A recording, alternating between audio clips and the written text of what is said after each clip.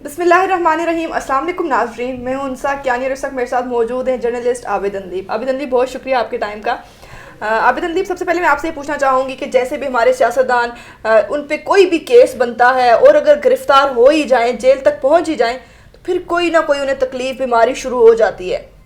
نواز شریف صاحب کے پلیٹلیٹس کم ہونا شروع ہوئے بالکل, پھر انہیں ضمانت دے دی گئی, پھر علاج کے لیے باہر بھی جانے دیا گیا. اب وہی حال زرداری کا بھی ہے. زرداری صاحب بھی اب آہستہ آہستہ ان کے بھی پلیٹلیٹس کم ہونا شروع ہو گئے, ضمانت کے لیے درخواست دے دیے. اب کیا وہ بھی آہستہ آہستہ پھر ایسے ہی بیماری کا بہانہ تو نہیں کہوں گی, بیمار تو وہ ہیں, لیکن کیا اتنے بیمار ہو جائیں گے کہ پھر انہیں بھی علاج کے لیے باہر جانے کی ضرورت پڑے گی اور وہ بھی باہر چلے جائیں گے؟ بہت شکریہ انسا. ایک تو یہ مسئلہ کہ آپ کبھی کورٹ آتی نہیں, آپ کورٹ آتی تو آپ کو بھی اندازہ ہوتا ہے کہ آج میں آپ کو خبر یہ دے رہا ہوں کہ زرداری صاحب کے بھی پلیٹلیٹس کم ہونا شروع ہو گئے.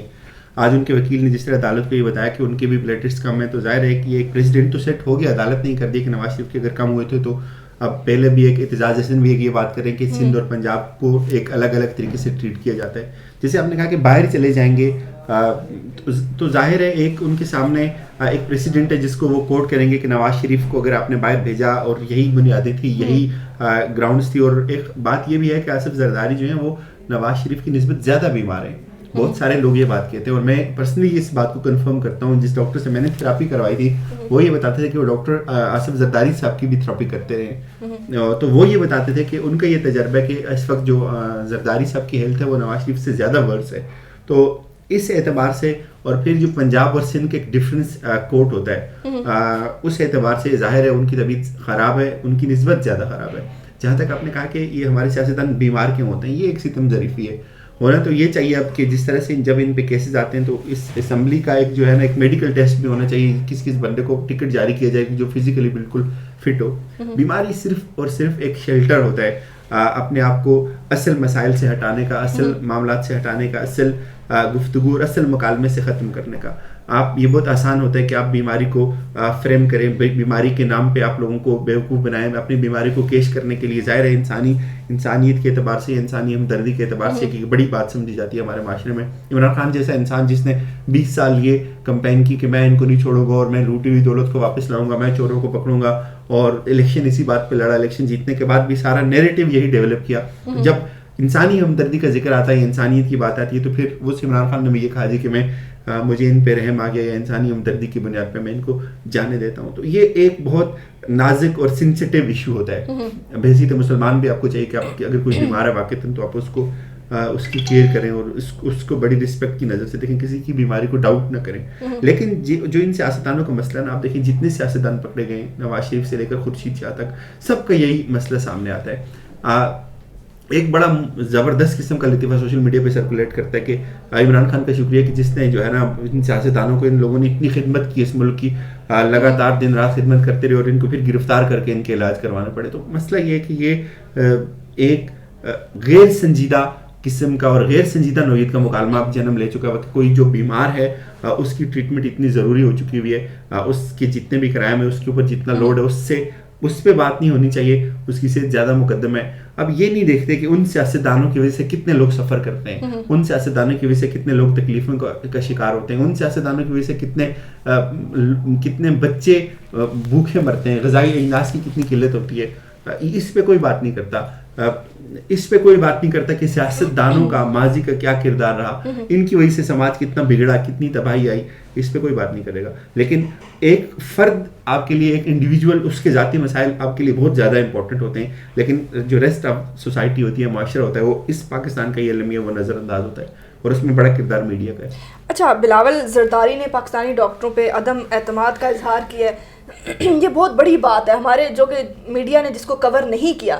تو کیا پھر جو لوگ یہاں پہ لوگ رہ رہے ہیں, ووٹ سے پہلے ان کو سوچنا چاہیے کہ جن لوگوں کو ووٹ دے کے وہ جتوا رہے ہیں وہ یہاں پہ ایک اچھا ہاسپٹل بھی نہیں بنا سکتے, ایسے ڈاکٹرز بھی نہیں ہیں, تو پھر ہم ان کو ووٹ دے کے جتوا رہے ہیں, وہ تو اپنے علاج کے لیے باہر چلے جائیں گے. اب مجھ جیسے یا آپ جیسے اس طرح کے بہت سے شہری ہیں جو اپنے علاج کے لیے باہر تو نہیں جا سکتے کسی صورت.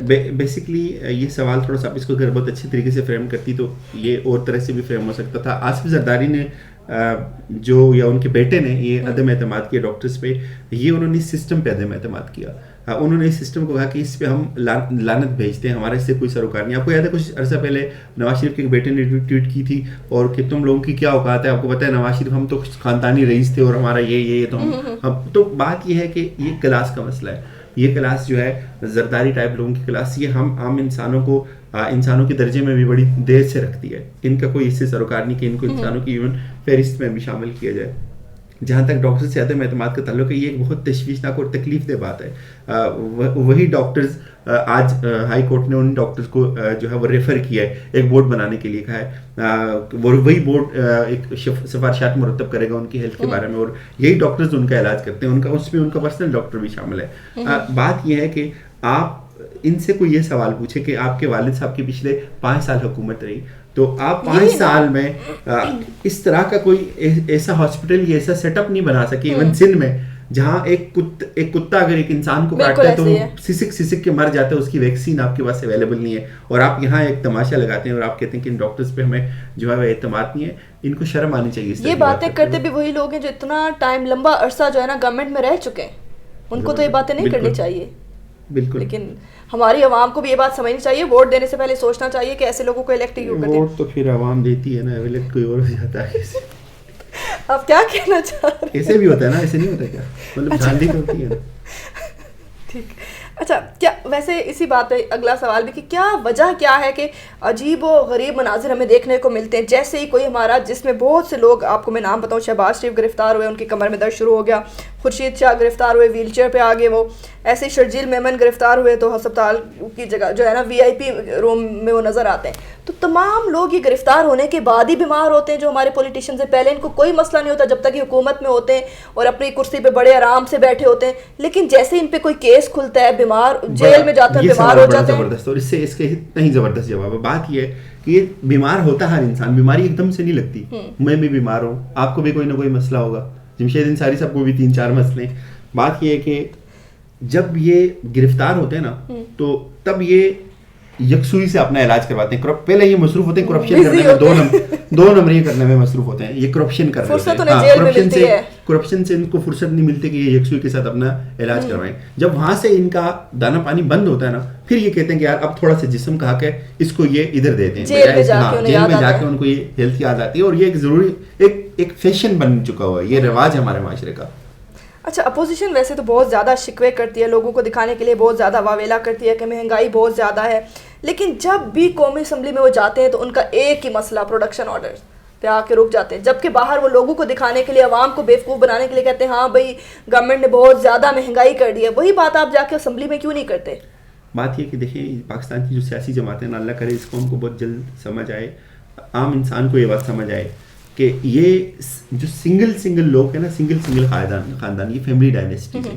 ہر خاندان کی ایک سیاسی جماعت ہے. آصف زرداری ایک خاندان ہے تو ان کی ایک سیاسی جماعت ہے. اب آصف زرداری کو کوئی بھی مسئلہ ہوگا, کوئی چھوٹے سے چھوٹا مسئلہ ہوگا, سیاست میں ہے یا باہر ہیں, گھر میں ہے یا روڈ میں, تو وہ سیاسی جماعت ان کے دفاع کے لیے آ جائے گی, وہ سسٹم کو بلیک میل کرنا شروع کر دے گی. Same the case with Nawaz Sharif کو کوئی مسئلہ آتا ہے تو چھوٹا سے چھوٹا مسئلہ, تو ان کی سیاسی جماعت اس مسئلے کو پروٹیکٹ کرنے کے لیے, اس مسئلے کے دفاع کے لیے, اس مسئلے کو حل کرنے کے لیے, ان کی ذات کے لیے ان کی تابع ہو جاتی ہے. جو سیاسی جماعتیں, ان کی تشکیل, ان میں موجود سیاسی لوگوں کی تشکیل, ان